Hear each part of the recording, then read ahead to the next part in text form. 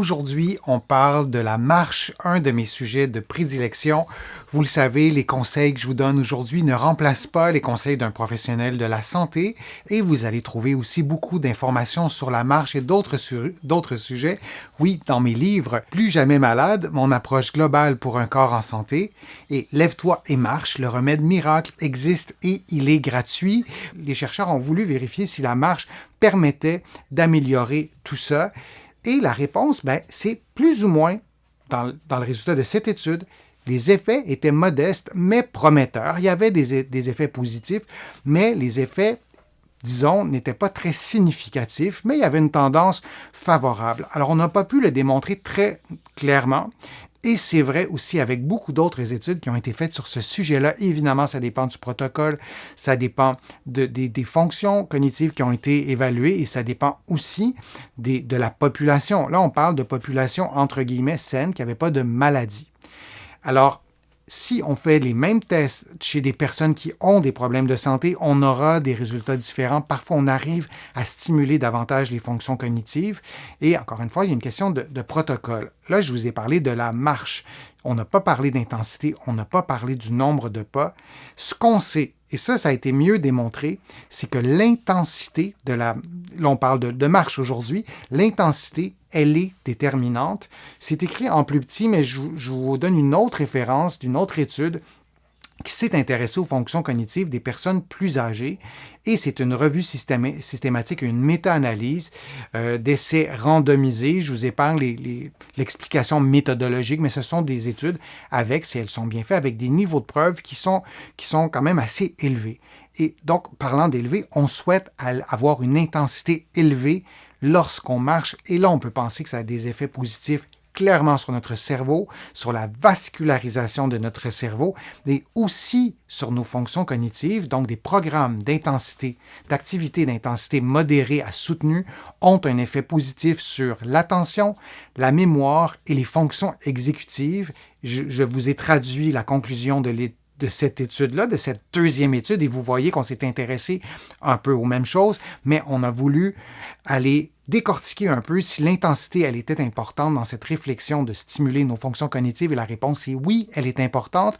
Je vous l'ai répété souvent, mais je vais le redire parce que c'est fondamental. On connaît souvent le nombre de médicaments qu'on prend par jour, mais on devrait tous savoir ce qu'est et reconnaître une activité d'intensité modérée.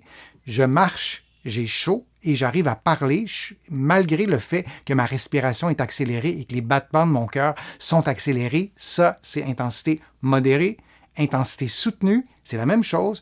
Par contre, je n'arrive pas à parler normalement parce que je suis à bout de souffle et donc mon rythme respiratoire, mon rythme cardiaque font en sorte que je ne peux pas maintenir une conversation. Et si je peux parler et je peux chanter, je suis probablement à une faible intensité. Alors, ce qu'on souhaite avoir pour stimuler nos fonctions cognitives chez des personnes en santé, l'étude a été faite chez des gens qui sont plus âgés, donc des programmes d'activité d'intensité modérée et soutenue. Et pourquoi ça fonctionne? Mais pourquoi ça a un si grand effet? Déjà, on a une meilleure circulation sanguine au niveau du cerveau, comme on l'a vu sur l'illustration précédente, et il y a plusieurs autres effets positifs sur la santé. Il y a des hormones, je vais les simplifier comme ça, qui sont sécrétées par notre cerveau ou qui vont vers notre cerveau pour aider à nos fonctions cognitives. Ça réduit le risque d'inflammation. Le métabolisme cérébral, donc du cerveau, est optimisé. Et il y a une stimulation aussi des fonctions exécutives, les fonctions cognitives exécutives. Si vous faites de la marche à intensité soutenue, donc de vraiment une intensité très forte, ça stimule l'activité elle-même stimule vos fonctions cognitives. Il faut se concentrer, il faut se motiver, il faut analyser. Si on déploie beaucoup d'énergie, on doit réfléchir à s'il y a un obstacle, par exemple, de quelle façon on le fait. On doit mesurer aussi notre état. Donc, tout ça, ça stimule les fonctions cognitives, en plus de tout ce que je vous ai énuméré. Alors, si vous voulez utiliser la marche pour stimuler vos fonctions cognitives, conseil, vous visez des intensités modérées et soutenues.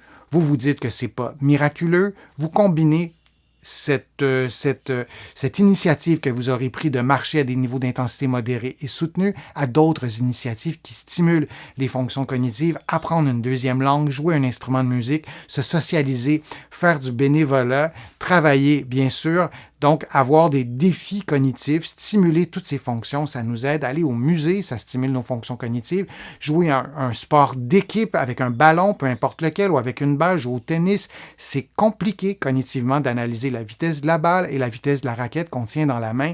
Diversifiez vos stimulations cognitives et vous allez probablement être étonné à quel point le cerveau, il y a une plasticité, nous offre une plasticité dont on se prive un peu parfois et de poser des gestes tout simples comme ceux que j'ai énumérés, ça risque de vous aider à prendre soin de votre cerveau et avoir une meilleure qualité de vie longtemps. Alors, j'espère que tout ça vous est utile et n'hésitez pas à m'écrire vos commentaires et vos questions. Je vous remercie vraiment de votre participation, je vous remercie de vos questions, je vous remercie de votre fidélité aussi. Je vois des noms dans le fil de discussion en direct, dans les fils de discussion aussi en rediffusion, je vois les mêmes noms depuis longtemps, ça me touche beaucoup.